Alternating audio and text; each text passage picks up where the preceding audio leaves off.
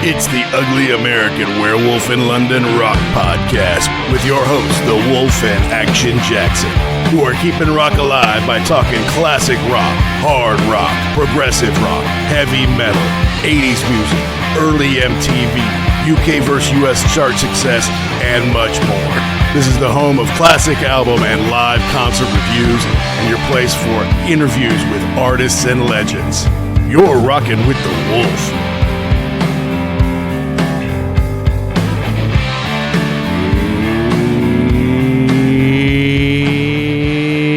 Out there, rock and rollers.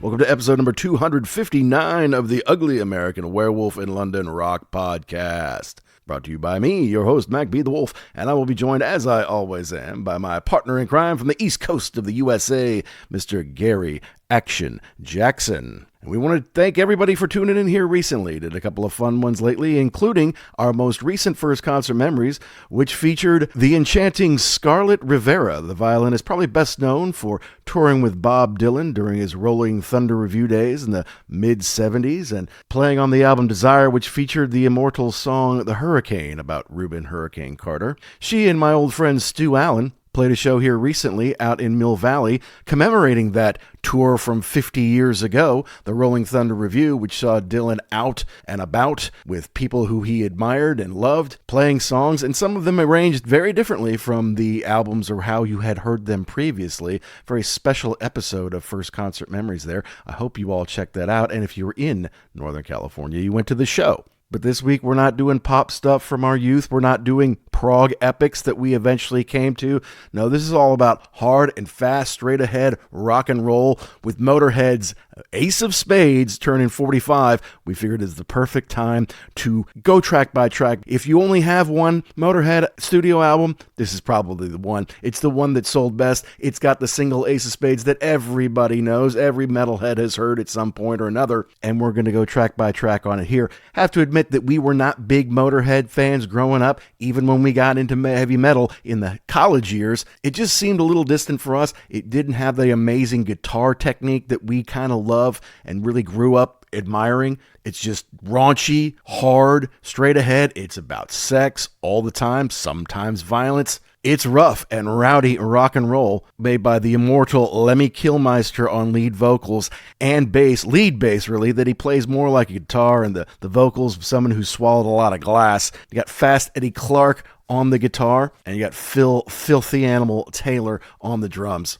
This is the original lineup as far as the real recordings go. This is the best lineup. Maybe they're not all the best musicians, but they fit together the best. And they made immortal records, and right around this time in 1979, 1980, 1981, this is when Motorhead was making their mark. Of course, Lemmy had come from space rock outfit Hawkwind. I don't think that's really what he was at heart. He was a speed freak, eventually a cokehead, whiskey drinker, someone will stay up all night partying, rocking, screwing, and then we'll get up the next day and do it again. Now, we do use a little bit more bad language than we're used to on the show, but honestly, we're really just reading the lyrics, and sometimes that inspires us to maybe get a little raunchy ourselves. So we apologize in advance for anybody who gets offended by that, but if you're listening to a Motorhead review, you kind of have to expect some of that, don't you? But first, before we get to that, we do have a little bit of business to take care of. We always like to mention we are proud members of the Pantheon Podcast Network, a family of over 100 different shows. You can learn more at pantheonpodcast.com or follow on socials at Pantheon Pods. And we love to give shout-outs to our intergalactic sponsor, rarevinyl.com, who is based in the UK, folks. And yes, they have a nice collection of Motorhead records and memorabilia there. They collect albums and stuff from all over the world, and they'll ship it all over the world as well. And the great news is they've given us a code UGLY, U-G-L-Y. You use that at checkout, and you can save 10% off one entire order. Not just one item in the bin, but one entire order. So if you want to go get Bomber and Overkill and Ace of Spades and No Sleep Till Hammersmith and anything you want with Motorhead on it, do it, buy it, and then save 10% with the code UGLY at checkout. I know a lot of you are record collectors. This will help your record collection. So go to rarevinyl.com, use the code UGLY, save 10%. Your record collection will thank you.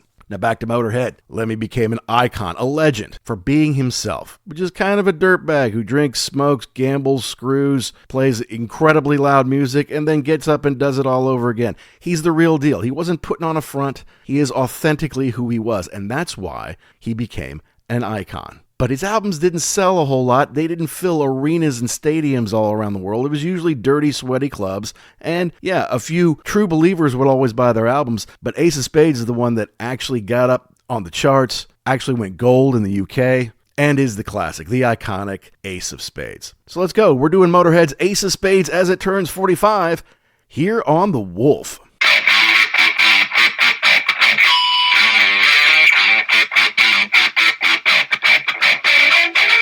Okay, let's talk about Motorhead.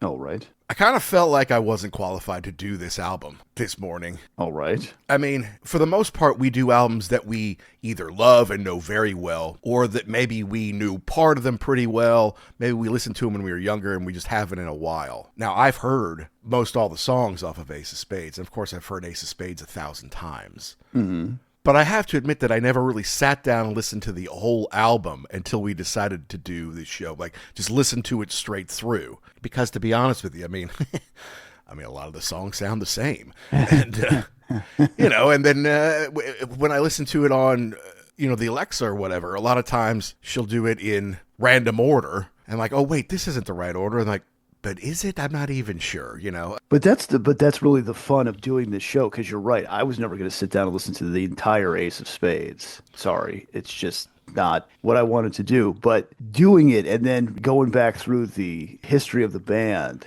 it was kind of cool. And not just the history of Lemmy, but the history of the other two also. Just absolute maniacs. Yeah, that's for sure. It was pretty cool. Because I started watching the Lemmy documentary. Oh, really? And then I'm like, but it's not that I don't care about Lemmy, but it's like I'm really more interested in this period of the band. Mm-hmm. Like, I understand, like, he was basically, there was no acting involved. It was not putting anything on. The person that you saw on stage was the person that he was in real life. That's right. Which is insane, but yes, kind of terrifying. Yeah.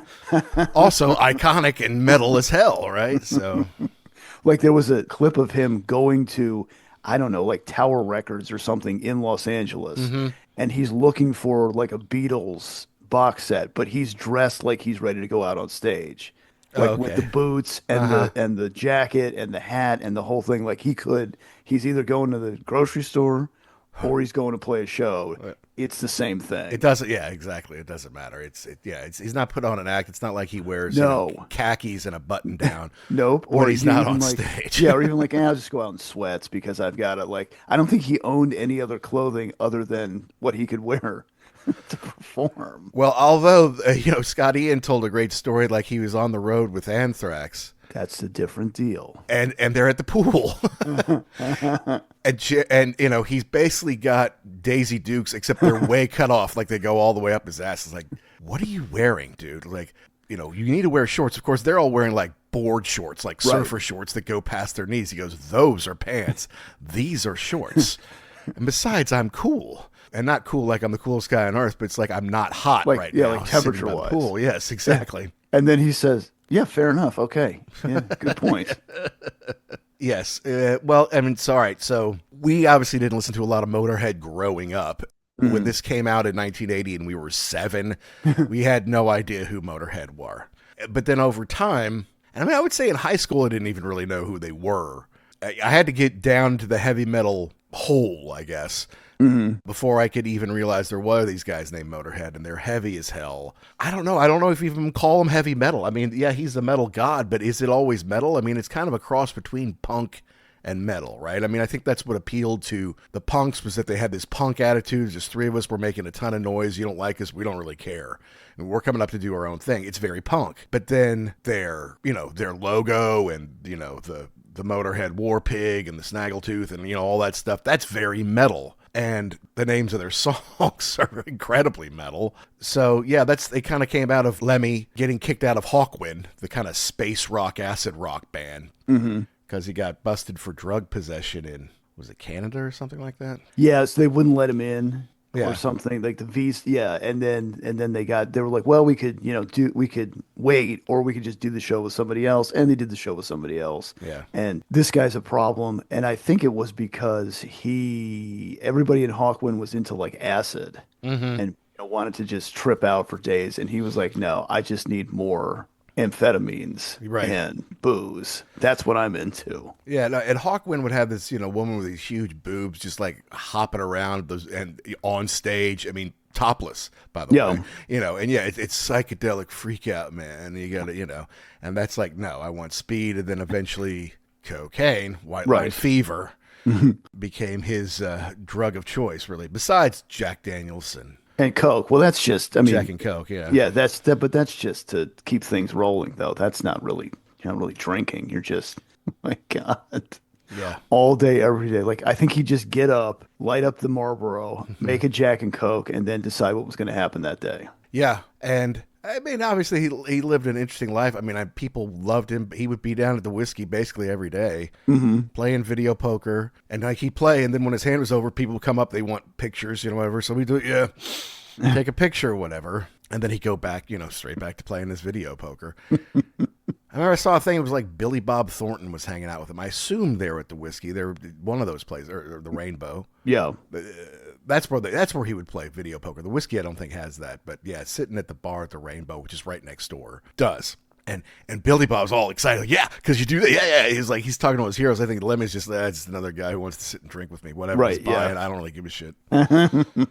But so all right, we got on the drums Philthy Animal Taylor and Fast Eddie Clark on the guitar. Their first album, Motorhead, comes out in 1977, and then in 1979, they kind of have a big year because in early 1979, in March, they release Overkill, which is a classic. It goes to 24 in the UK, and then later that year, October of 1979, they release Bomber. It goes to 12 in the UK. So it's like they're going in the right direction here. They are building a following. They're going up. What's interesting is, I guess they'd been with a small record company when Larry Wallace was on the guitar. And in 1979, they released On Parole, which I guess was the original studio recordings of a lot of the stuff that ended up on the first album. Okay, yeah. That was recorded in like 1976 or something like that. Is that when he wanted to call the band Bastard? Bastard. And then the record guys were like, listen, you can't do that. You're never going to get, we can't put it in the record stores. You're never going to get on like Top of the Pops or any of these things with that name. Figure something else out. And I guess he had written the song Motorhead for Hawkwind. Yeah. Yeah. And they're like, okay, that's a cool name because it's about, somebody who's really into cars or really into really into speed. Right. So that's what they went ahead and did. But these were sitting around, and then by 1977, once they had Fast Eddie in the band, they re-recorded all of them and wrote some new ones. So there's some overlap. They kind of tried to distance themselves from it. Like, this isn't ours. We never wanted this released. It's not official, that kind of thing. And yeah, there's some overlap with some of the songs. I mean, I think her whole first side, Motorhead, On Parole, Vibrator, Iron Horse, Born to Lose, is the same, if I'm not mistaken. And that goes to 65 in the UK. So, I mean, there's a lot going on with Motorhead in 1979, and they keep touring and working and all that kind of fun stuff. And then when it comes to 1980, they're like, okay, well, we'll just kind of keep going up there. They get Vic Maile in there, and they go to Jackson's Studios. In Hertfordshire. A place of magic, I'm sure. Yeah. From August 4th to the 15th of September, so for about 6 weeks or so, coming off, Overkill and Bomber, which are doing great. They're ready to take that next step. Vic had something wrong with him. Like he had diabetes or something. So he was like this kind of like frail guy. So they were like, he would make these suggestions and they would say, normally we just go in there and beat the shit out of the person. Right. But they're like, well, we kind of felt like, oh, all right, Vic, we'll do it because we can't beat you up. Basically, that's what it was. Yeah, he didn't drink, he didn't do drugs, and he wouldn't raise his voice like, boys, you need to stop that. Boys, get back to work. He never changed his tone, apparently. And I guess that's what you really needed to deal with these guys. Because if you said something they didn't like, they just come in here and punch you in the face. They hold you up by your ankles and shake all the change out of your pockets so they could go buy cigarettes or something like that. Like you said, they're not putting on a mask. They're not putting on a front. This is literally who they are. Street thugs. There's a story about Philthy getting into a fight with somebody, breaking his hand, and then spending the entire tour with the drumstick gaffer taped because he couldn't physically hold it. Just tape it on there and I'll play. He Yeah. just puts his arm up and down a lot. Exactly. Okay, no problem. Yeah, they were just waiting for somebody to say something they didn't like, and then they would just kick the absolute crap out of you. Well, and they called Vic the Turtle because he kind of looked like one. And, he's kind of slow and doesn't talk real loud. But I mean, I guess he was the right one, And they released what is really kind of it's a classic. I mean, it's a classic among metalheads. And what was the first time you heard or kind of became aware of Motorhead? So we usually have this section in the show, and I was like, okay, I got this. I know exactly when I heard this. I was fairly young. I know what's going on. It was in the movie Mad Max. No, it was not. Mandela affected myself. I looked and I was looking all through this thing. I'm like, I know it's in there. It's like in that first chase where they're like, no, it was not in the movie. I guess there's just been enough people who associated it with that because it sounds cool as hell when you overlay it over the car chase scenes. It's not in that movie at all. Not one bit. So I couldn't even tell you. I guess it was then. I guess it was in high school or something when I heard it. But it wasn't in that movie at all. But I think you're right. By the time we got to high school, if you were into metal, it was like Metallica. Like this had already kind of passed. It was not really metal enough for the kids in the late 80s, early 90s. Who wanted, ripping guitars. Right, and, correct. That kind of thing. Yeah, and soaring vocals. This was really more punk. I think it was one of those, like, everybody knew Motorhead because it was, they were badass guys. They had the War Pig, which looked cool as hell. But, like, as far as the music, like, I think I've heard of Ace of Spades, but, like, after that, no. Right. Yeah. I mean, they're not a one-hit wonder, but that was their biggest hit. Right. I mean, it went to number 15, the song, in the UK charts, and it's their only studio gold album. Of course, they followed up the album in 1981 with the live classic No Sleep Till Hammersmith, which had songs from the first four albums, which actually went to number 1 in the UK and also went gold. And they followed up with Iron Fist in 1982, which hit number 6 on the UK charts. It actually, charted other places around the world. In the US, it kind of barely cracked the top 200, but in those places where you would think the Norways, the Swedens, the places where like that heavy metal, it did fine. But I got to admit that the first time I saw them and really started to have some idea who they were on the Young Ones TV show. I think not once, but twice. And if you remember on Sunday nights, and it was like Adrian Edmondson and Vic Maile, who were these British comedian guys who did sitcoms and stuff like that. It was basically a sitcom about some college students that ran for 2 years, which means they made 12 whole episodes. 'Cause that's what a season is in the UK. I mean, you must have the strongest unions in the world because you do 6 episodes. Okay, that's a year, everybody. Go take the rest of it off. Or it's like, we do 23, 24 office episodes every year. And it's like, the entire British catalog of The Office is half a year of one season of the U.S. Office. But on Sunday nights, they would do like that, Monty Python, and the comic strip, which had some of the same people in it from the Young Ones. And generally speaking, every show they would have a band come on and play. And sometimes it was Madness, and this one time it was Motorhead. And I think they were actually on twice, but they definitely did Ace of Spades on there. And I remember they're kind of like set up in the living room of what's supposed to be their flat. And they're sitting there smoking, like just kind of getting ready, like, why is Motorhead here? And then boom. I did get to see Motorhead once. Okay. It was a very special day in my life.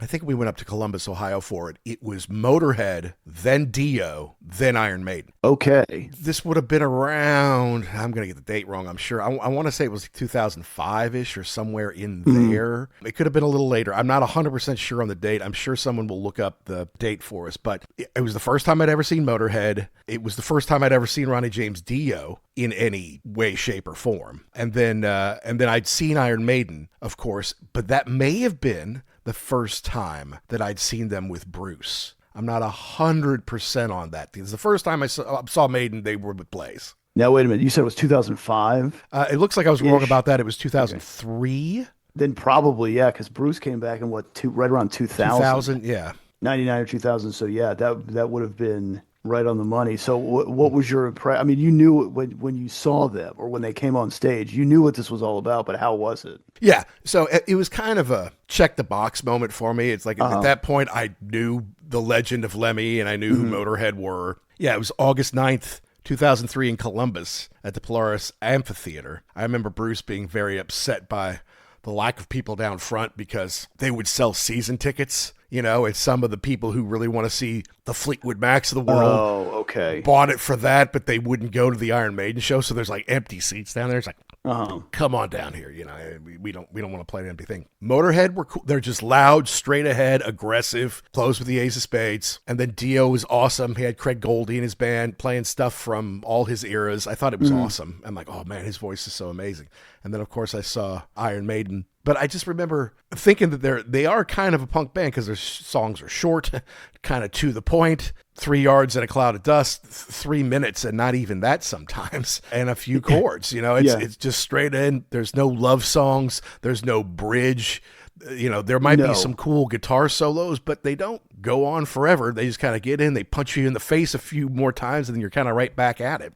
When we were talking about this thing, I'm like, there's 12 tracks. All right, it's 36 minutes long. Yeah, okay. These are real quick. Yeah, I mean, there's one, The Chase is Better Than the Catch. That's over 4 minutes. All the rest of them are around the 2.5 to 3.5 minute mark for the most part, with Bite the Bullet being, I don't even know if that's a whole song, but it's a great name. And that's the thing. Lemmy comes up with awesome titles for these songs. I mean, so metal. Love Me Like a Reptile. Shoot You in the Back. Fast and Loose. Fire, Jailbait. Bite the Bullet. Chase is Better Than the Catch. I mean, this is, it's great stuff. But I'm telling you, from listening to it randomly versus listening to it in order, I don't know that I can tell the difference. And we talk about tracking a lot on this show. Obviously, starting out with the Ace of Spades, I think is a really good idea. But after that, I don't know if it matters what the order is, to tell you the truth. Yeah, not really. No, I mean, it's just, there are no slow songs. There's no love ballad from Motorhead. It's just, okay, well, now it's a third song. We need to take it a step down. There is no step down. Yes. It's just boom, straight ahead, bum, bum, bum, bum, bum, bum. There's another one for you. Yeah. Yeah. Exactly. Although listening to this record, I think that these guys don't get enough credit for the songs that they put together, because you can see like a lot of punk to me just sounds like noise. Right. Like everybody's just trying to play as loud as they can. One cool thing is that it seems like you've got Phil Taylor on the drums and he's going insane. But you can't stop him because he's like a hedgehog. Like he's just, or like a Tasmanian devil is probably more like it. Like he's just always at 100%. Lemmy is always at 100%. So if you're now playing the guitar, you have to say, okay, wait a minute. We can't have all three instruments just going 1,000 miles an hour. So he kind of just floats in a lot on this stuff, especially on that first track. It's just like he comes in with that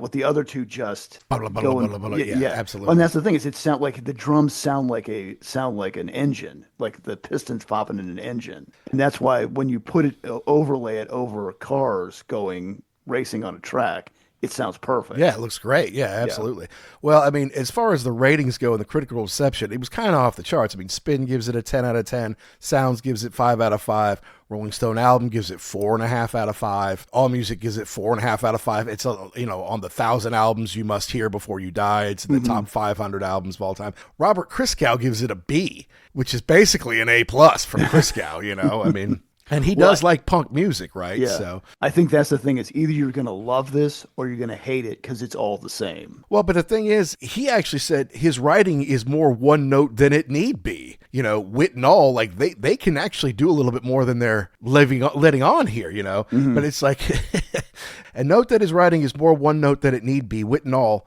Fucking for the hell of it can drive anybody into a rage, and tuneless fucking for the hell of it is really pointless.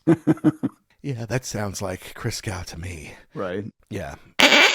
What's up, everybody? It's rock and roll comedian Don Jameson, and you're listening to my Pantheon podcast partners, the Ugly American Werewolf in London. And actually, they're kind of beautiful. But no, let's go ahead and jump in here. Starting with the epic, the original, the awesome, the 2-minute and 48 special, Ace of Spades. Dun, dun, dun, dun, dun, dun, dun, dun, dun, dun, dun. So right off the bat, you get even though it's drums, guitar, and bass, it's not really what you're thinking about because he's not really playing. Well, he's playing a bass, but not like a bass. He's playing it like a guitar. That's right. 3 or 4 strings at the same time. Yeah. Right. He's playing chords. He's using a pick on there. So the bass part sounds very distinctive. And then that way you can lay that guitar on top of it and not have it, and it sounds more. There's more sound coming out of it than you would get just from a doom doom doom doom on the bass. That's right. So it's almost like there's 2 guitars. There's one rhythm, and that's Lenny, and then there's lead, which is also kind of rhythm. Yeah. but it's got a totally different texture, a totally different sound to it. Like it's not like they're drowning into each other. You can totally pick them both out. And then the other thing too is when you're in the studio and they say, okay, well, what's the setup going to be? Take all the amps, put them in there, turn them all up as loud as it'll go, and then we're going to go. That's how we set up. That's how you go. Yeah. Every single time. I can't even imagine what that was like. Like the glass is just trying to come out of the frame. I can see Vic now. Boys, you need to turn down. Boys, it's too loud. But no, the gambling metaphors and references here, and I don't even think they're metaphors. I mean, I think it's straight up what he likes to do. If you like to gamble, I tell you I'm your man. You win some, you lose some. It's all the same to me. If you like to gamble, I tell you I'm your man. You win some, lose some. It's all the same to me.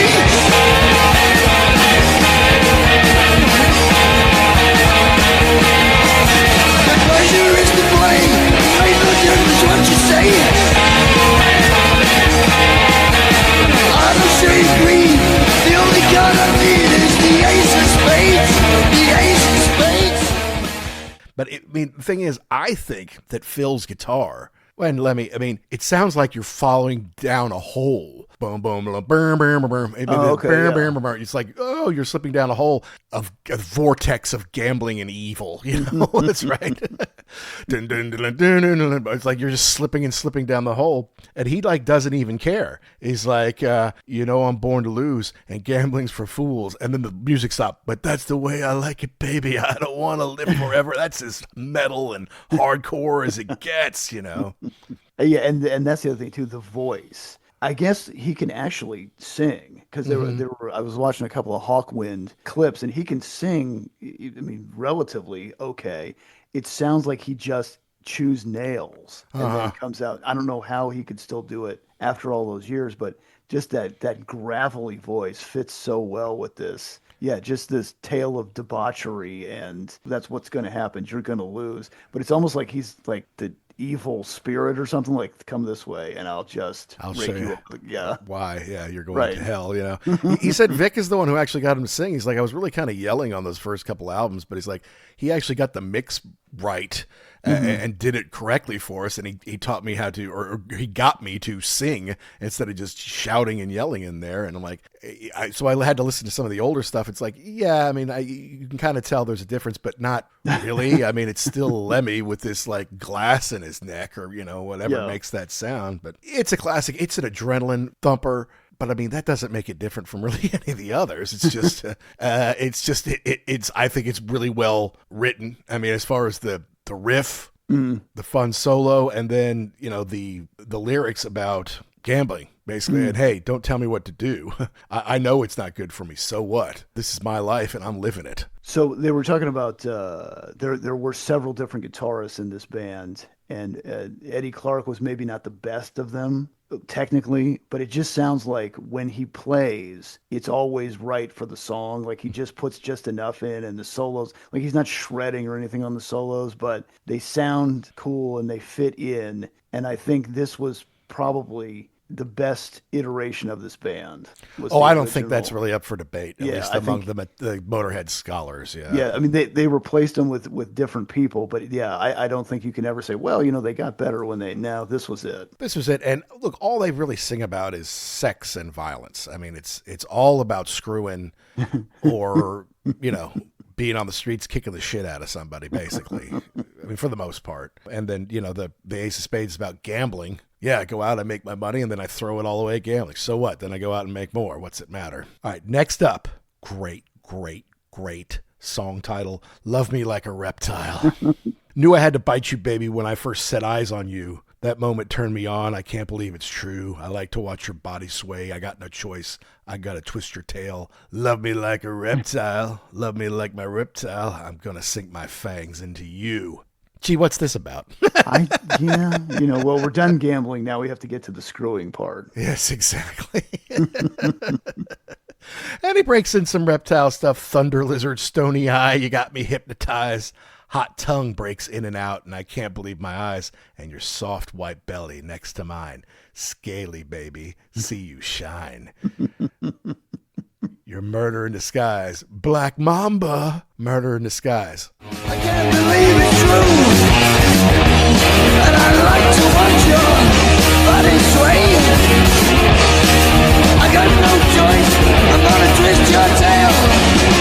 Love me like a reptile. Love me like a reptile. I gotta sink my fangs in you. So that's way before Kobe Bryant became the Black Mamba. That's like Correct. 20 years before it. So is there a rattlesnake effect at the beginning of that? Like they're spinning that thing that kind of sounds like a snake that thing at the beginning. The one that they use on Crazy Train. Yeah. Right. Exactly. And you think, okay, well that's they're using it for the reptile metaphor. I get it, but then it comes back a couple other times too. Yeah. This record. So get that rattlesnake thing again. It sounds cool. Put it on. It couldn't have cost too much to make these records. I mean, I know that recording for 6 weeks in a studio that costs something. Sure, having a producer, yeah, you got to pay him for sure. But I mean, I can't believe they sunk a shit ton of money into this. I don't think so. so. Made money would be my thing. Right. Yeah. That's right. But I mean, again, dig it. You're off and running. You're having fun. I like it. It's going to shoot you in the back. Okay. I guess they wanted to, have the theme of the, Western movies and the bad guy, the one in black. And I could see Lemmy going to the movies and rooting for the bad guy in the movies. He's wearing all black. He's always going to be there down to the end. And it kind of fits the cover of the album. Mm-hmm. By the way, there was, I remiss not to say this, the Ace of Spades, it did go platinum as a single in the UK, which is over 600,000 sold, which is pretty good. There was also, because it came out at the end of the year, there was an alternative cover with the boys in Santa Claus costumes. Right. Now that would be a nice collector's album. And if you can find that at rarevinyl.com, use the code UGLY to save 10% off that, because that is a cool little bit of history there. I like that. So you've got the boys dressed as, I guess, Santa Claus, and then Lemmy is, of course, giving you the middle finger as Santa Claus. As Santa does most of the time these days, I find. It was different when I was a kid, but as an adult, not... he's a little meaner these days. He's flipping me off quite a bit, yeah. And it was backed with Dirty Love, which you'll find on like the anniversary editions, and I think there was a 96 re-release. There's been a bunch of them, actually. But yeah, if you're going to do one, a special edition or a box set of an album, this is the one you're going to do it on. Yeah. But no, it was released October 17th, and that Christmas special was limited to 50,000 copies. So they're out there. There's a Japanese release out there. You can find it, but that's a little something that I would like to have. Anyway, I like Shoot You in the Back. I like the rhythm. Yeah, I like the fact that he gets you set right before he says Western movies. Okay, here's where we're going with this. 1, 2, 3, 4, 1, 2, 3, 4,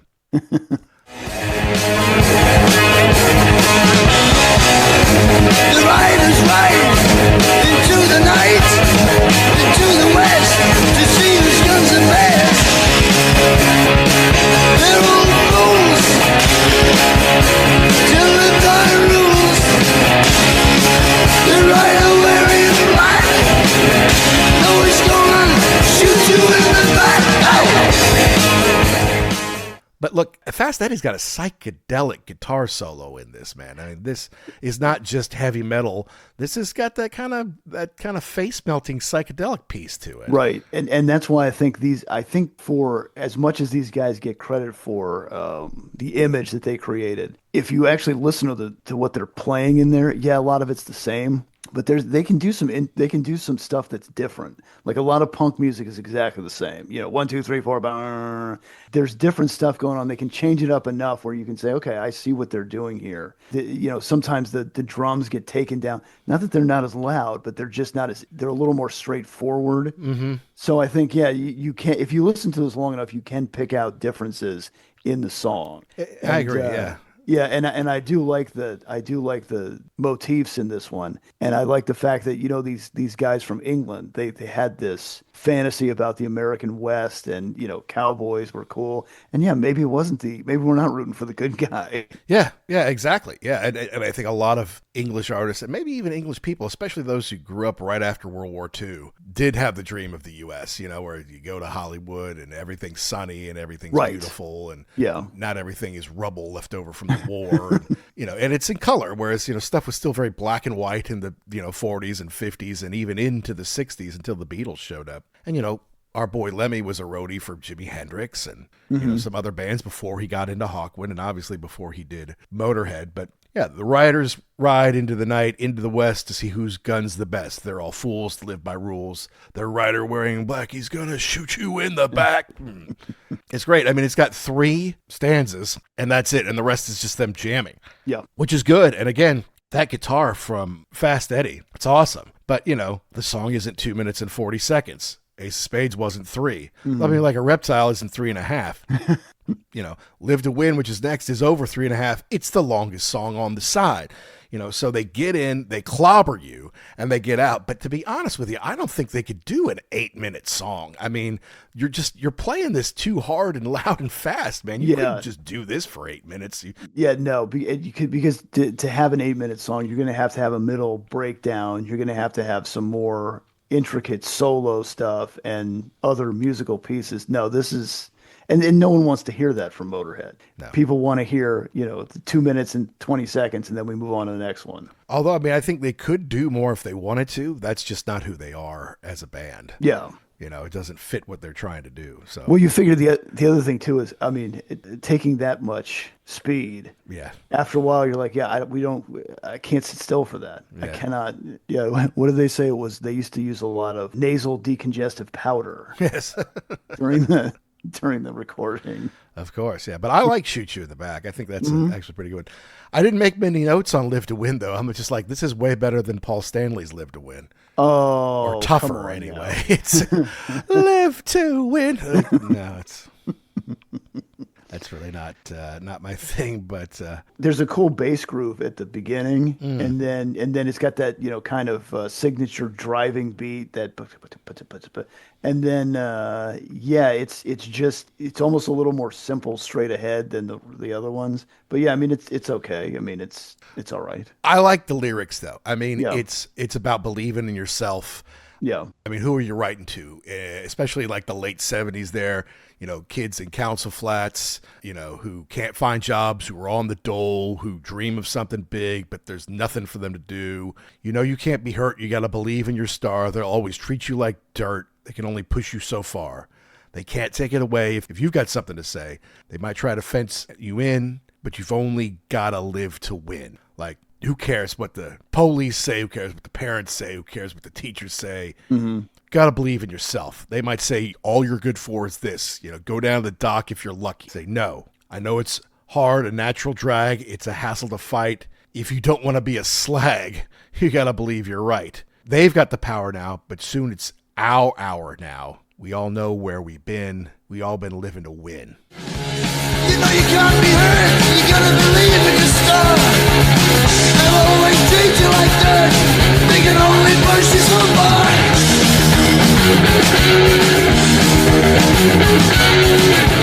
They can't take it away. If you've got something to say, they might try to let you in, but you only gotta live to win.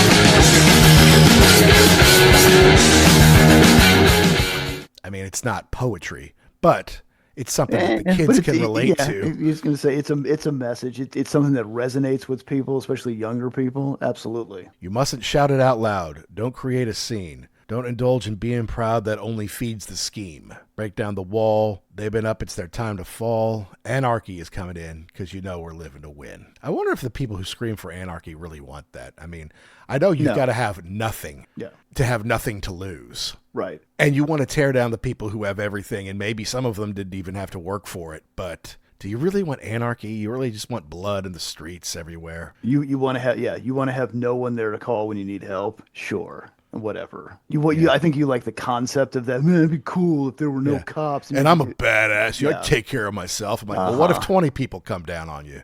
Or what if you can't because you're just a big baby? You think you are. But exactly. Everybody's a tough guy till they get punched in the face. Yeah. Or, there's a roving mob of 20 of you. Like, you might one-on-one. Maybe you can take about anybody. There's 20 of you with bats. Yeah, you're screwed, dude. You might want the police to come, like, set up a barrier or something like that. Longest song on the first side, though, Live to Win. Then it's Fast and Loose, which is great. It's all about screwing. It's really about booty calls.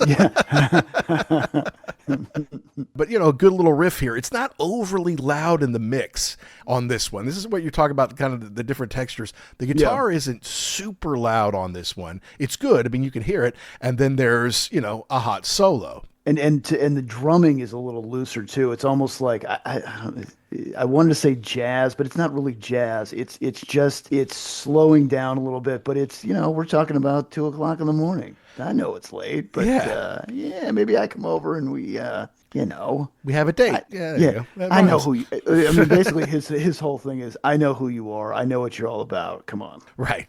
If you want me to come over 2 a.m, don't play the coy game. Right. Like, right. 2:00 in. I know it's late. It's dark and I like the night. I can make you feel all right. Mm-hmm. I've been around for quite a while and I've learned to make you smile. I know you won't refuse. I'm fast and loose. But you're right about Phil. I mean, I think he's doing quite a bit here. It's a little different than just the straightforward rock style. Right. I mean, not just a bunch of crashes on the cymbals.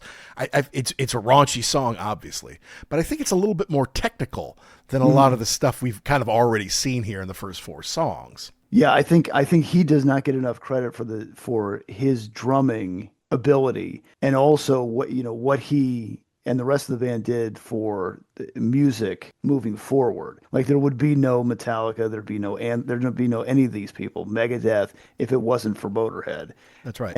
Or even Iron Maiden. Maybe they were kind of at the same time, but still. Yeah. Definitely the bands that came in like the mid 80s were all influenced by this band. The thrash band, certainly, yeah. Correct, yeah. And the problem too is that now that you look back at the history of the band, it really is Lemmy, because he was the only guy that stayed there. So really it's like there's the two of the things are synonymous. But I think at this point in time, these guys were, I think they were a little more technically gifted than they kind of showed on a lot of and they these always let tracks. on. I think you're right about that. Yeah. But...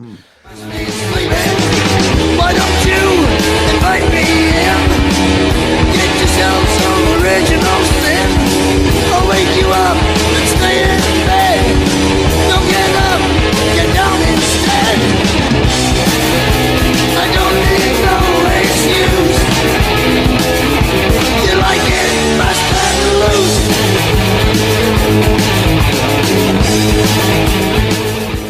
2:00 in the morning, sugar. You're sleeping. You must be sleeping. Why don't you invite me in? Get yourself some original sin.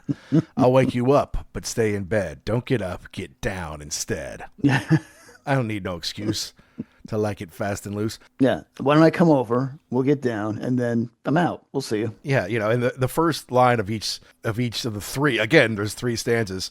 2:00 in the morning, baby. 2:00 in the morning, sugar. And then 2:00 in the morning, honey.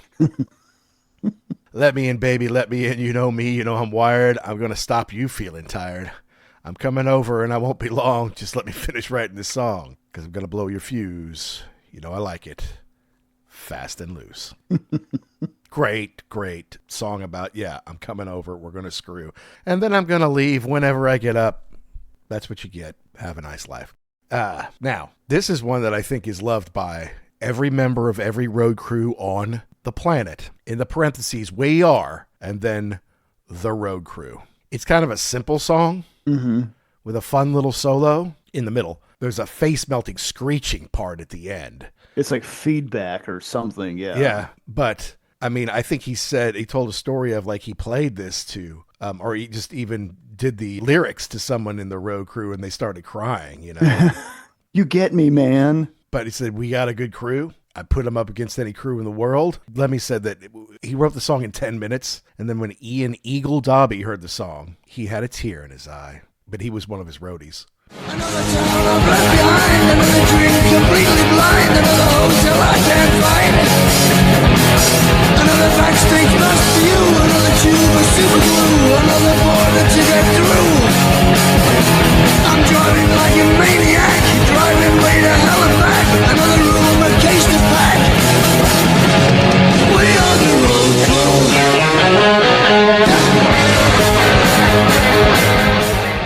And it's, I mean, look, is it another town, another place, another girl, another face, another truce, another race? I'm eating junk, feeling bad, another night, I'm going mad. My woman's leaving, I feel sad, but I just love the life I lead. Another beer is what I need. Another gig, my ears bleed. We are the road crew. Mm-hmm. It's an anthem for them. Yeah, you figure you've got to have something wrong with you if you're on this road crew, especially at this point in time. Like, these guys weren't famous. They weren't making any money. Yep. You're going from crappy place to crappy place in a van, but you love the life. You love being this nomad. You love, all you're doing is you're setting up, then you're going to party, then you got to take it down. You're meeting chicks. You're probably fighting a lot with people. Yeah. It's just what you love. It's just, you're just a hooligan. This is your life, and Yeah. you don't want to sit at home, you don't want to have some job that kills you. This is killing you, but it's a lot more fun. Yeah, but you're gonna die with a smile on your face. Yeah. The riff at the beginning, ba-na-na-na-na, and then he's singing like "We Are the Road." I mean, it's just We like are a the hammer. road crew. I noticed that even though the drums are not fast, he is beating the absolute shit Yeah. out of them. Just punishing these things. Tough. Another hotel we can burn, another screw, another turn, another Europe map to learn. Because back in those days, it did change quite a bit. Another truck stop on the way, another game I learned to play, another word I learned to say, another bloody customs post, another fucking foreign coast, another set of scars to boast. We are the road crew. Yeah, that's a classic. And you figure at this point in time too, the road crew and the band were really not that different. No. I mean, these guys weren't big stars at this point in time. They're all traveling together. They're probably loading some of the stuff themselves. So it's like it's one big unit, not, the road crew and then the band. And these guys are from the streets. It's not like Pink Floyd, where Right. they all went to a posh college and now they're multi-gazillionaires and Right. you don't even look them in the eye. They're on a different flight, a different everything, right? Different hotel. Whereas, these guys are all sleeping in the same parking lot together. Right. I mean, they kind of become one, and they're all doing the same chicks. You got to bang out a Motorhead roadie or two before you can get to Lemmy or Fast Eddie anyway, right? Oh, yeah, I forgot about that. Right. Fast Eddie was talking about how the crew would get there early to set up, and then then the band would come in, and then the band would meet the girls, and the road crew would say something like, "Oh yeah, you were with whoever. Yeah, she's pretty hot, huh? Yeah, I had her first or whatever." Like, oh, come on. Yeah, exactly. Minutes Minutes before sometimes. Oh. Hee-hee. Hey, it's Brian Slagle. I'm the CEO of Metal Blade Records, and you're listening to the Ugly American Werewolf in London. All right, so that's side one of the epic Ace of Spades. You flip it over, and you get to side two, and it's a lot more of the same, I got to tell you. Yeah. Although this first song and the third song, Fire, Fire, and Dance, are a little bit similar in the choruses. Are a little bit similar. Yeah, he's not singing the chorus. Somebody's yelling it back to him. Right, exactly. It's like, I don't know if that's Fast Eddie and Phil or who that is, but it's fire, fire. And then he goes, Holocaust, fire, fire. Yeah. Giving up for lost, fire, fire. Strike one, strike two, fire, fire. I'm a match for you. Is it about smoking? Is it about burning down the city? Is it about burning the candle at both ends? I don't know. I don't know if he even knows. There's probably a lot of these, he's can't ask him now, but if you were to sit down and ask him about these things, he would just say, I have no idea. Wait, what do you, I don't know. We just wrote these songs and it sounded good. It fit in, But I can imagine when they played it live, it was fun for the audience to scream back at him, "Fire, fire," even though you probably couldn't hear them because they were 1,000 decibels. Fire, fire, conflagration. Fire, fire, hellfire, damnation. Fire, fire, strike 6, strike 8. Fire, fire. I think you're great. Now that's a weird one. I think you're great. Touch you out. Only you can create the flame. Only you can scorch my drain. Conflagration, hellfire damnation. Strike 6, strike 8.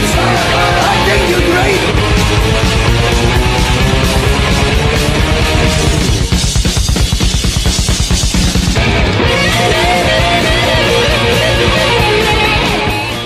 So it's about you're on fire for a chick, like you're quick to learn. I love to watch you burn. Come anytime, I'll torch you out. Only you can create the flame. Only you can scorch my brain. So I guess it's about chicks. When in doubt, yes, it's probably about chicks. And then I love it how it's strike 1, strike 2 in the first one. It's strike 6, strike 8 in the middle one.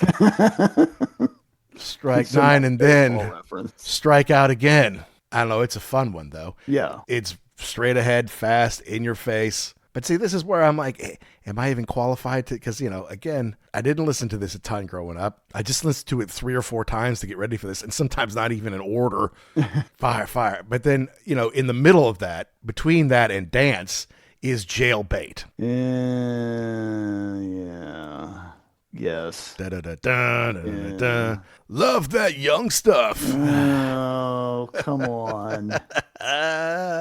Yarg. But I mean, look, if you're a teenage girl at the Motorhead show, your parents have already failed. You know that. You know that. They know that. They might say, "Oh, what did we do?" You know what you did. And if you really want to hook up with Lemmy as a teenager, like you see that thing with a big wart on the side of his face, and he must smell like 8-day-old, ashtray, and his clothes can't be real clean, and you're like, yeah, that's who I want to get on top of me. So I saw a thing with Lemmy, I don't know, it was not too long before he died.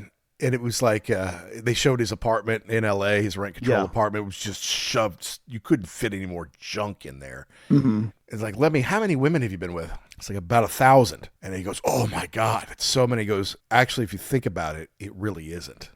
Because Mick Jagger's been with more than 1,000 women. He's like, I've been doing this for 40 years. Right. So do the math. Yeah. And then you do that, that's like 1 every 2 weeks. Yeah, okay. Yeah, like, especially because 25 times 40 is 1,000, and 25 is like every couple of weeks, right? So right. And you figure, it's some periods of time they stick around for a while, and then you go, and then sometimes a one night thing, or sometimes might be a couple days between or whatever. Because it's actually not that many. I'm like, well, I guess everything's relative. Yeah, that was a little tough to watch, those scenes in that apartment, because it's like this dude was like, he's a big rock star in the rock star world, but I guess really not in the album sales and monetary making money world. Yeah, and then when he does get some money, what does he do? He goes and plays video poker. It all goes away, and he made a comment that he wrote or co-wrote "Mama, I'm Coming Home," or he wrote the lyrics for it or something for Ozzy. And he's like, yeah, I made more money off of that than I ever did on Motorhead. And it's like, oh, yeah. It's like, and it's rent controlled. If it wasn't rent controlled, I'd be screwed. I could never live here, But yeah, hey baby, you're a sweet young thing, still tied to Mama's apron strings. I don't even care to ask your age. It's enough to know you're here backstage. You're Jailbait, and I just can't wait. One look, baby, all I need. My decision made at lightning speed. I don't even want to know your name. It's enough to know you feel the same. Jailbait, I just can't wait. Teenage baby, you're a sweet young thing, still tugging on the apron strings. I don't even dare to ask your age. It's enough to know you're here backstage. Young Jailbait, and I just can't wait. Jailbait, baby, come on. But see, the other thing is Jailbait is it's relative, and especially in America back then, it was different in different states. And I think at the time, 16 is the legal age in the UK, because there was a thing on the young ones about that. It's like, I'm 16. I'm old enough to get married, have children, join the Army, the Navy, the Air Force, but I can't go drinking in pubs, you know? So if you're 16, that's the age of consent. And then in some states, it was different. So and people just kind of turned an eye to that. I mean, like the stuff that went on in the Sunset Strip and stuff like that. Oh, you're how old? 15? Yeah, whatever. Yeah, close enough. But how about this one? How about this line here? Go ahead. Hey, baby, you know you look so fine. Send shivers up and down my spine. I don't care about our different ages. I'm an open book with well-thumbed pages. I love that, too. I'm an open book with well-thumbed pages. Now, here's the thing. There's a rapid-fire solo in the middle that's kind of from them both. I mean, it's from Eddie, but Lemmy's kind of doing along his thing there, too. Yeah. At the end, there's a second bridge or solo part that is heavy and cool. And then all of a sudden, it's kind of a slowdown and a jam out. They kind of jam out to the end of the song. Yeah. But, I mean, I do like the song. And obviously, you know, you don't want to be screaming Jailbait, especially at our age, you know. No, I don't. Yeah, I guess I can appreciate the beat. I can appreciate the fact. What I can appreciate the fact too is that on the drums he's kind of sliding around underneath. Like there's more going on there. About the third or fourth time I listened to this, I was like, hey, wait a minute, he's doing some cool stuff down there that's not taking away from the rest of the song. Yeah. So yeah, I mean, as far as sonically, I like it. Yeah. The message, not so much. Well, doesn't age well, I guess. You could say.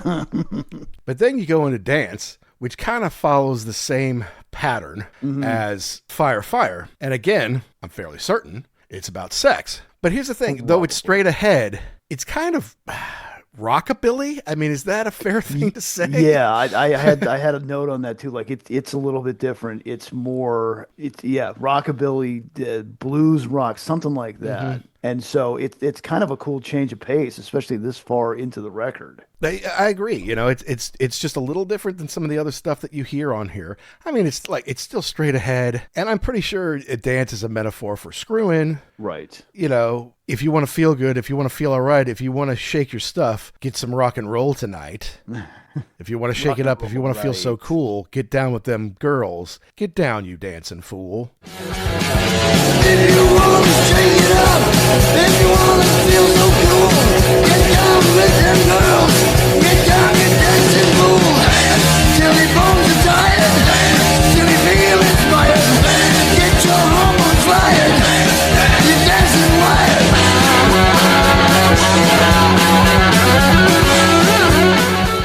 But again, it's dance. Till your shoes are hot, dance. Till your nerves are shot, dance. Give it all you got, dance. Dance ready or not, dance. Till your bones are tired, dance. Till you feel inspired, dance. Get your hormones fired. Okay, Dance. here we go. We're dancing wired. Yeah, okay. So now we know what it's certainly all about. But it's almost just a hard rock, like old-timey band on this one kind of thing. Yeah, well, yeah, more of like a blues rocky, something else feel to it. Yeah, and I do kind of like the fact that they're like on Fire, Fire. They're yelling it back at him, and then he sings the rest of it. Yeah, and so that's what that's about: sex and dance. Your blood is hot. Now bite the bullet. Da-da-da-da, da-da-da-da. I mean, it's not a 2-minute song. It's not a 1:40 song. And there's a little bit of talking going on, like at the beginning, like between takes or whatever. They're trying to get set up. Right. They've done that a couple times here now. I mean, I think they had that on Jailbait. There was like a little screwing around in the studio at the beginning of that. Now here it is again. It's a breakup song, but it's a Motorhead breakup song. So, you know, it's not like crying in my beer. Although he uses that line in the song, but stepping out, I'm leaving here. No use crying in my beer. Enough's enough. Believe it's true. Bite the bullet.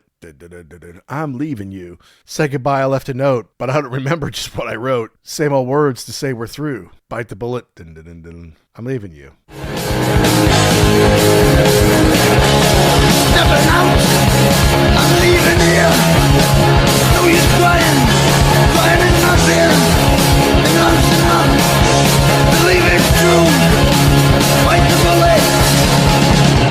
I'm leaving you. I mean, there's there's hardly any words in this whole song, but it's not even a minute and 45 seconds.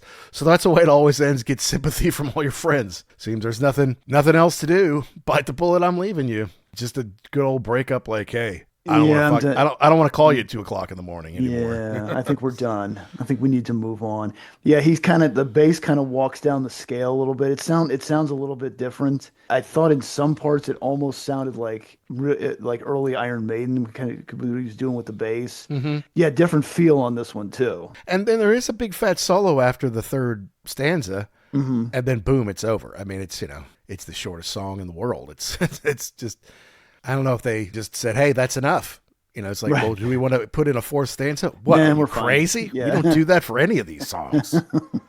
Can't do that. That's nuts. No, look, get in, get out. It's over. It's fine. It's fine the way it is. Okay. Now we get to The Chase is Better Than the Catch, which is the second to last song on the album. Mm-hmm. I would never call this the worst song on the album, though. No. I think this actually is actually pretty good, especially if we're down this far. To me, this is more of like a straight ahead rock riff on this. It almost sounds, AC/DC-esque. Okay. Yeah, just a dirty riff at the beginning. I like this. I like the sentiment. You're chasing this. Now you got her. Oh, well, yeah.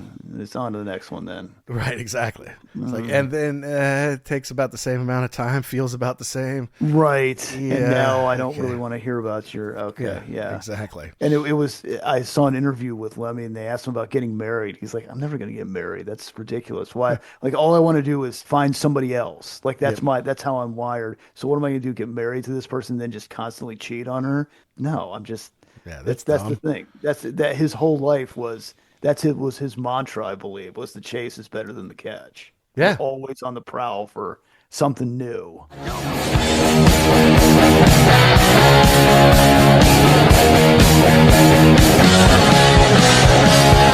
more I get, the better it is. I like it fine, I like a little whiz. Treat them like ladies, that's a fact. You know the chase is better than the catch,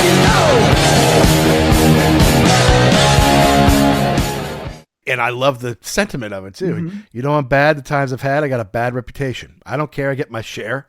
I feel no deprivation. The more I get, the better it is. I like it fine like a little whiz. Not sure what I know what that is. And treat them like ladies. That's a fact. The chase is better than the catch. Silver-tongued devil, demon lech. You know just what I'm doing. Mm-hmm. I like a little innocent bitch. I ain't just screwing. I love you too much. I like it fine. I feel your touch, but your appearance don't hold no class. Oh, well. I mean, come on, honey, let me get you in the sack. This is straightforward. This isn't like double entendre. This is just straight up in your face. Entendre, yes. And that's the thing. That's all I want to do. The only reason that I'm talking to you right now is because I want to screw you. And then once that happens, then it's like, But then it's got to be a killer song live, because at the end where he goes, let me hear ya, and the bass kind of builds and then the guitar builds too, let me hear ya. It's got to be a lot of fun to see live. And then Fast Eddie has this long solo in the end, and then eventually it kind of winds down. It is the longest song, being over 4 minutes long. But I mean, I got to believe that seeing this live would have been fun as hell. Mm-hmm. And it wasn't a fantasy to him because that's how he lived his life. But you figure it's got to be a fantasy for a lot of the fans who are married, have probably been married for a while. And wouldn't that be great? It's okay, shut up and go home. But for 2 minutes and 13 seconds, you can live that fantasy. Yeah, that's what I do. Yeah, I could hang out with Lemmy, and we could go and get chicks. You could hang out with Lemmy for like maybe 10 minutes and then you'd be dead. Yeah, exactly, man. You couldn't handle that. No way. Even, I know what clip you were talking about with Billy Bob. Mm-hmm. And I'm sure in that moment, Billy Bob thinks, I got this. I can hang with this dude. Nah. He's on like probably a 2. Mm-hmm. And if he really pushed it, you would just be gone. You'd be in trouble, yeah. Right. I mean, I know you must be packing something because I've seen all the women you've been married to. So you've got something going for you. Happy for you, Billy Bob. But that doesn't mean that you can drink and smoke. No. Keep up with Lemmy. Like, they see him there drinking and smoking with it, but they don't show him there for 10 hours. They show him there for 10 minutes. Correct. Yeah. What do you mean we're going to do this for 3 days straight? That's right. Come on, honey, touch me there. Come on, honey, don't you get scared. Come on, honey, let me get you in the sack. Just perfect. Just perfect rock and roll lyrics. But the last one is a little odd to me. Okay. I mean, it's cool guitar. It's a fast Motorhead song. It's about violence. It's fast. It's loud. No stops.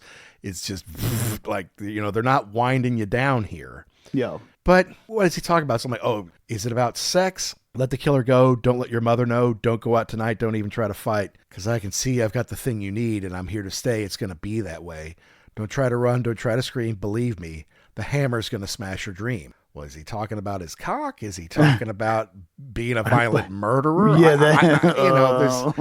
there's kind of a blend here that I'm not sure I'm comfortable with. I'm in your life, just might be in your wife, could be behind your back, I might be on your track, and I might be true, I might be onto you. I'll scare you half to death, I'll take away your breath. Don't try to see, don't try to hide, believe me, the hammer's going to make you die. Yeah. This kind of sounds more like option B, where he's a serial killer. I mean, Maybe there's some sex to begin with, but then he's going to kill you. Yeah, exactly. I mean, ugh.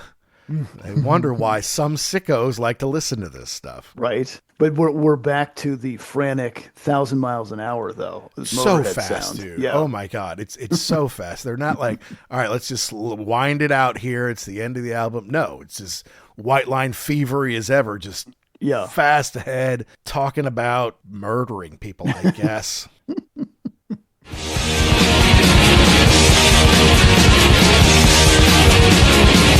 I'm in your life, just might be in your wife. Could be behind your back, I might be on your track. And it might be true, I might be on to you. I'll scare you half to death, I'll take away your breath.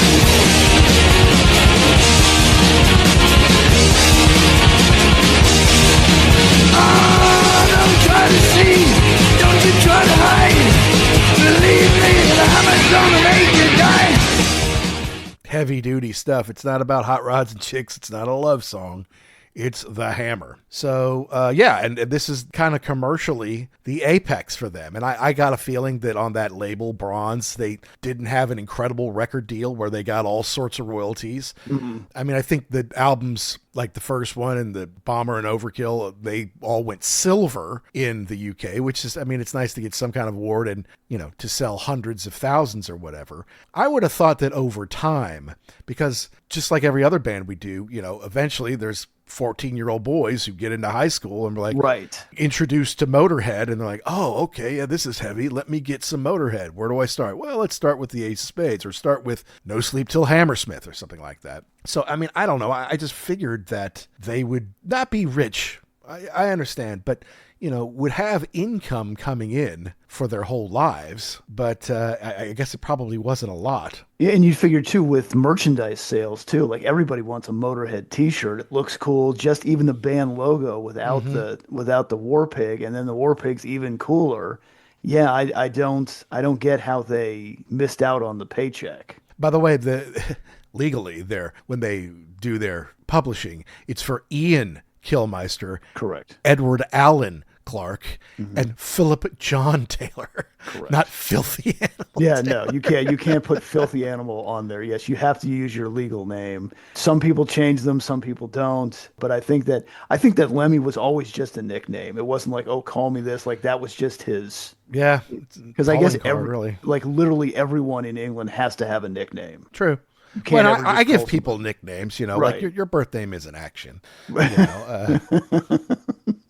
No one knows that. Yeah, well, But then, so they go out and they do a tour on it. I think they have a pretty successful tour about it. But then, I think Phil, like you said, he breaks his hand or something like that. And then there was some deal where they were messing around one night and some guy was like, oh, I can lift you up or something, lifted him over his head and then lost his balance, dropped him, screwed his neck all up. And then there was some tour where he was playing in a neck brace and he had this big hump on the back of his neck for the rest of his life because he broke it. And I don't know what kind of medical care he got, but just yeah, just a crazy person. Yeah. And then they did get on top of the Pops a couple of times in October through December of 1980. They did a tour of the UK. It was called Ace Up Your Sleeve with support from Girl School and Vardis. And then after the Belfast show on December 2nd, yeah, that's when Taylor broke his neck. Okay. They kind of had to, stop the band activity for a minute there. But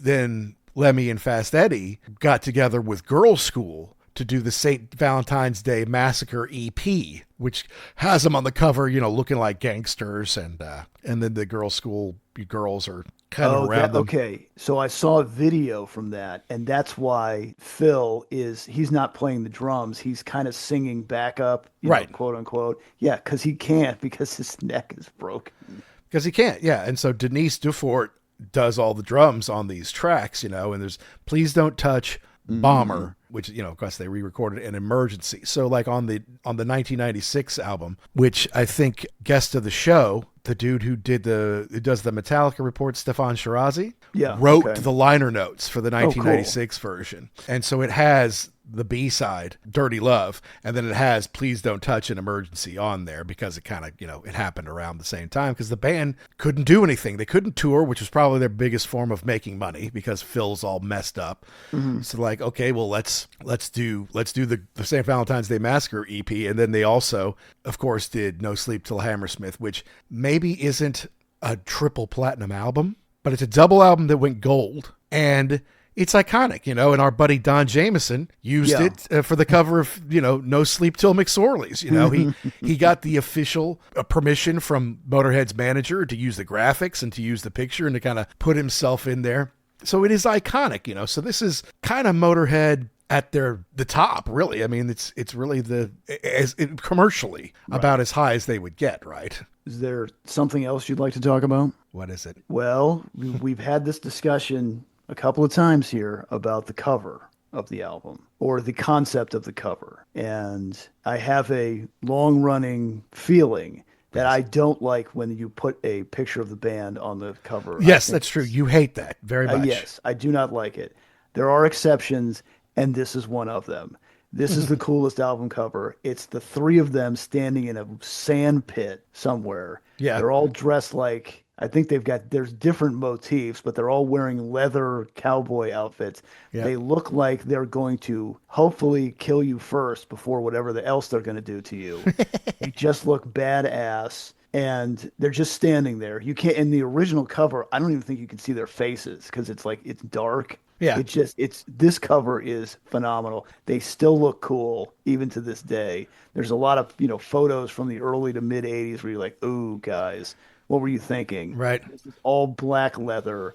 Phil's got a giant knife in his on the side of his in the boot or on the side of his pants. They just look super cool in this cover. I mean, the whole Western Outlaw shooting in the back thing. Yeah. I mean, I guess they didn't have anywhere in England or in London that looked like the Wild West. So like, yeah, let's get a sand pit. We'll have the sky in the background there. It'll look like you're on the plains somewhat. Yeah. Whoever took it is standing down. So they're like kind of on top of this little hill. So they're looking down at you. Yeah. This is a really cool album cover. Yeah. They're black. They're in leather. I mean, they look like the bad guys in the cowboy movies. That's what they look like. And that's who they were. Yeah. And now they're all dead, correct? I mean, none of these three guys are around anymore. That's and I bet correct. Vic, if he had diabetes, isn't around anymore either. What did Lemmy say I think it was at Phil's funeral? Vic made it to 89, by the way. Did he really? Good for Vic him. Made it to 1989, not the age of 89. 1989. No. 43 to 89, so he was 55-ish or something like that.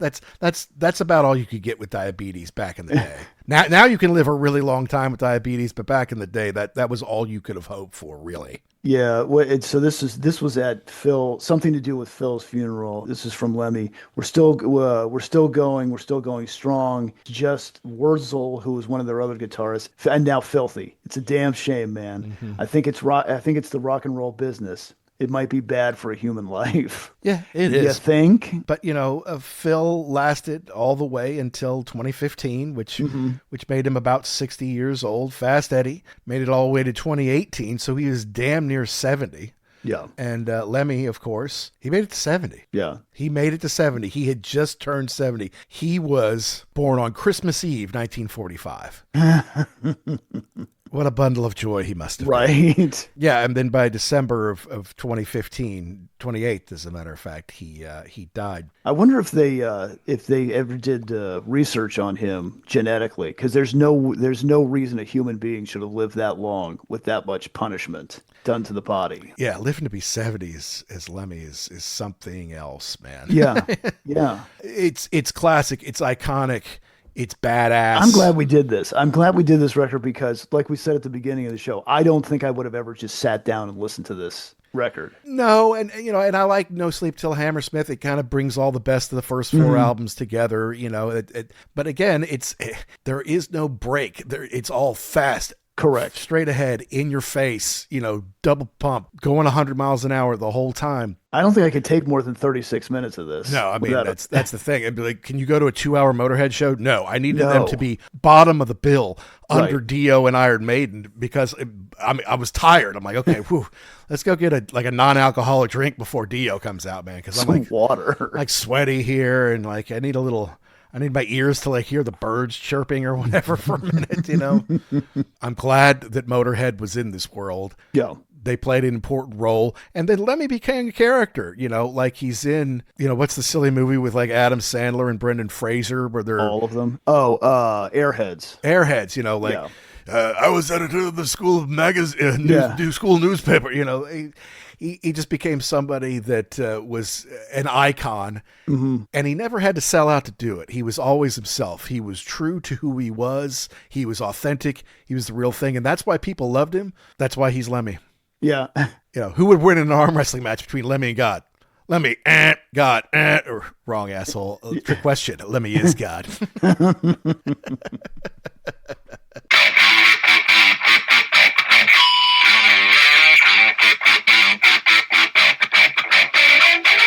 I'm glad Jackson enjoyed going over Ace of Spades with us here today. I know I did. You kind of know what you're going to get with Motorhead. It's straight ahead rock. There's no slowing down. There's no ballads. There's no huge introspection. It's just living the life every day. And though Ace of Spades, the song, gets all the attention, Chase is better than the catch, We Are the Road Crew, Shoot You in the Back, some of these are great Motorhead songs. Classics that they played for decades that people love. Was never going to be mainstream, didn't even really want to be. Motorhead never compromised. They never changed who they were to try to sell records or to get on TV or anything like that. They just come out, they play their music, they drink, they smoke, they do drugs, they party, they screw women, they go to the next town, they do it again, and they don't stop. It may have been a fantasy for the folks listening to it, but for the guys in the band, it was the real thing. It wasn't fake. It wasn't speak it into existence.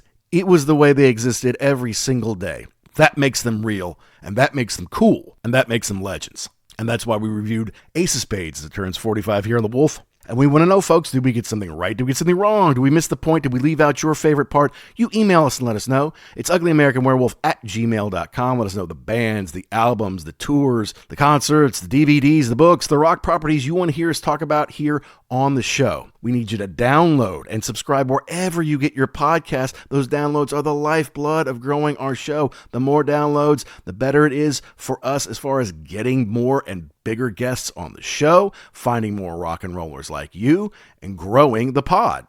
If you really want to help us out, you can give us a 5-star review. Doesn't even really matter where. And if you send it our way, we might just read it on an episode. Thanks as always to Pantheon Podcast for making us part of the family, and thanks to our sponsor, rarevinyl.com. Based in the UK, folks, use the code UGLY. You can save 10% off one entire order. The holidays are coming, so if you need something special for that special someone in your life, or you need something special for yourself and you don't trust your family to get it for you, go to rarevinyl.com. Use the code UGLY and save a big, fat 10%. That's it for this week. But we do have some fun live shows that we're going to talk to you about. We've got a couple of fun guests coming on before the end of the year, and a couple of classic albums that I know you're going to want to hear about on the show. So you're going to have to stay tuned. And to all you rockers all around the world, be cool and keep doing what you do to keep rock alive.